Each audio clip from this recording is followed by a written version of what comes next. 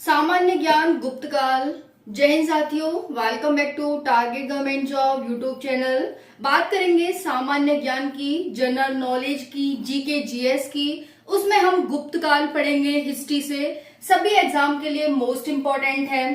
तो साथियों, इस वीडियो में हम सामान्य ज्ञान जिसमें गुप्त काल, ध्यान से वीडियो को एंड तक देखना, वीडियो में एंड तक बने रहना। पहली बार चैनल पर आए हैं तो सब्सक्राइब कर लेना, आपको आगे आने वाली हर एक अपडेट सबसे पहले मिलती रहेगी। बाकी साथियों, और भी हमारे चैनल पर वीडियो पड़ी हुई हैं, आप जाकर के देख सकते हैं, उनका भरपूर आनंद उठा सकते हैं। तो सामान्य ज्ञान है। पहला क्वेश्चन है, सबसे अधिक स्वर्ण मुद्राएं प्राचीन काल में किसने जारी की?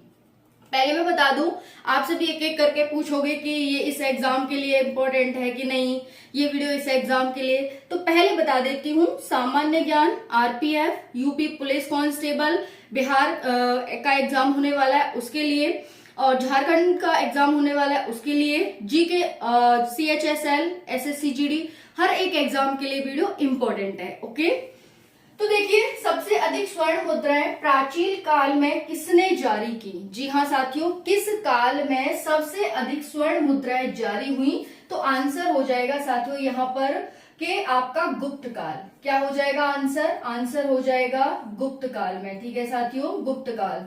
जो कुषाण शासक था वो सबसे प्रतापी शासक था इस वंश का, और इसी के काल में यहाँ पर स्वर्ण मुद्राएं जारी हुई सबसे ज्यादा। नेक्स्ट है, गुप्त काल में वेश्यावृत्ति करने वाली महिलाओं को क्या कहा जाता था? गुप्त काल में जो महिलाएं वेश्यावृत्ति करती थी तो उनको क्या कहा जाता? आंसर हो जाएगा गणिका कहा जाता था, गणिका। अब जो वृद्ध वेश्याएं थी उन्हें क्या कहा जाता था? वृद्ध वेश्याएं थी उनको कहा जाता था कुटनी। क्या कहा जाता था? कुटनी। समझ में आ गया? ध्यान से समझ लेना यहाँ पर सारी चीजों को। गुप्त सम्राट किस धर्म के अनुयायी थे तथा किस युग के नाम से जाना जाता है? जो गुप्त सम्राट थे वो किस धर्म के अनुयायी थे? तो आंसर हो जाएगा वैष्णव धर्म के। क्या हो जाएगा साथियों? वैष्णव धर्म के अनुयायी थे। तथा इस काल को किस युग के नाम से जाना जाता है? तो इसे स्वर्ण युग के नाम से जाना जाता है। किस युग के? स्वर्ण युग के। नेक्स्ट है, पंचतंत्र संसार का सर्वाधिक प्रचलित ग्रंथ है। बाइबल के बाद इसका दूसरा स्थान आता है पंचतंत्र का। ये किसने लिखा तथा किस काल में लिखा? देखो, पंचतंत्र किसने लिखा? तो आंसर हो जाएगा विष्णु शर्मा ने। किसने? विष्णु शर्मा ने लिखा। किस काल में लिखा? तो आंसर हो जाएगा ये गुप्त काल में लिखा गया। किस काल में साथियों? तो गुप्त काल में। अब साथियों, इसके 5 भाग हैं। किसके? पंचतंत्र के। वो 5 भाग कौन कौन से हैं? ध्यान से सुनना। तो पहला है मित्र लाभ, पहला है मित्र भेद, दूसरा है मित्र लाभ, मित्र लाभ, तीसरा है संधि विग्रह, संधि विग्रह, चौथा है साथियों लब्ध प्रणाश, लब्ध प्रणाश, और 5वां है साथियों अपरीक्षा, अपरीक्षा कारित्व। ओके, अपरीक्षा कारित्व। तो आपसे क्वेश्चन आंसर क्या है? क्वेश्चन पूछा गया कि पंचतंत्र है वो संसार का सर्वाधिक प्रचलित ग्रंथ है, इसे किसने लिखा तथा किस काल में लिखा? तो ये विष्णु शर्मा के द्वारा लिखा गया, गुप्त काल में लिखा गया। अब इसके 5 भाग हैं। किसके? तो पंचतंत्र के। मित्र भेद, मित्र लाभ, संधि विग्रह, लब्ध प्रणाश और अपरीक्षा कारित्व। समझ में आ गया? नेक्स्ट है, गुप्त राजाओं की शासकीय भाषा क्या थी? तो आंसर हो जाएगा संस्कृत थी। क्या थी साथियों? संस्कृत थी। है, सबसे ज्यादा ब्राह्मण दान किस काल में दिए गए? यानी वो कौन सा जिसमें ब्राह्मणों को सबसे ज्यादा ग्राम दान में दिए गए? तो आंसर हो जाएगा गुप्त काल था। ठीक है साथियों, कौन सा काल था? है गुप्त काल। नेक्स्ट है, दशावतार मंदिर कहाँ स्थित है?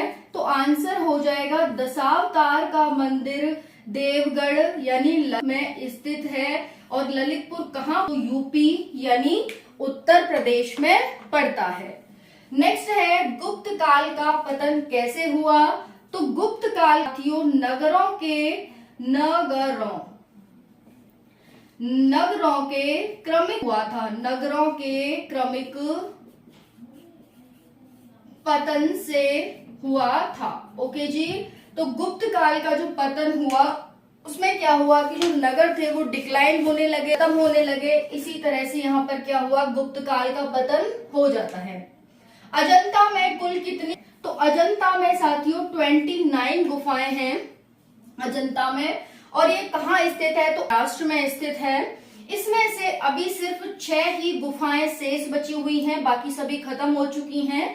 6 में से भी जो 16वीं गुफा है वो गुप्तकालीन है, में से 16-17वीं गुफाएं गुप्तकालीन है।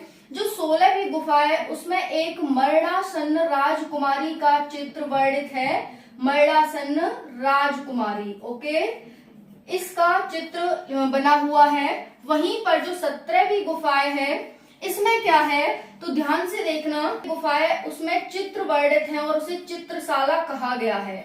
अब इस चित्रशाला में क्या है, तो इस चित्रशाला में बौद्ध जन्म, जीवन, महापरिनिर्वाण, महाभिनिष्क्रमण की कही गई है। इसमें चित्र दर्शाए गए हैं। इसी को हम 17वीं गुफा के नाम से, तो 17वीं गुफा ध्यान रखेंगे बौद्ध धर्म से संबंधित है, यानी गुप्त काल में बौद्ध धर्म से संबंधित है। शाला कहा गया है क्योंकि इसमें बौद्ध धर्म के जन्म, जीवन, महाभिनिष्क्रमण और महापरिनिर्वाण की बात कही गई है, उसके चित्र वर्णित है। समझ में आ गया।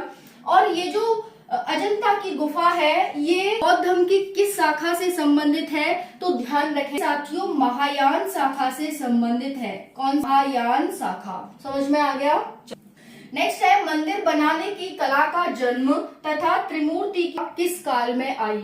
तो मंदिर बनाने की कला और इसका जन्म जो हुआ और त्रिमूर्ति की अवधारणा है वो गुप्त काल, यानी गुप्त काल से पहले न तो त्रिमूर्तियां बनती थी और न ही कोई कला थी मंदिरों की। ऐसे ही मंदिर बना दिए जाते थे, लेकिन कला का जो विकास हुआ है और त्रिमूर्ति की जो अवधारणा आई है वो गुप्त काल में आई है।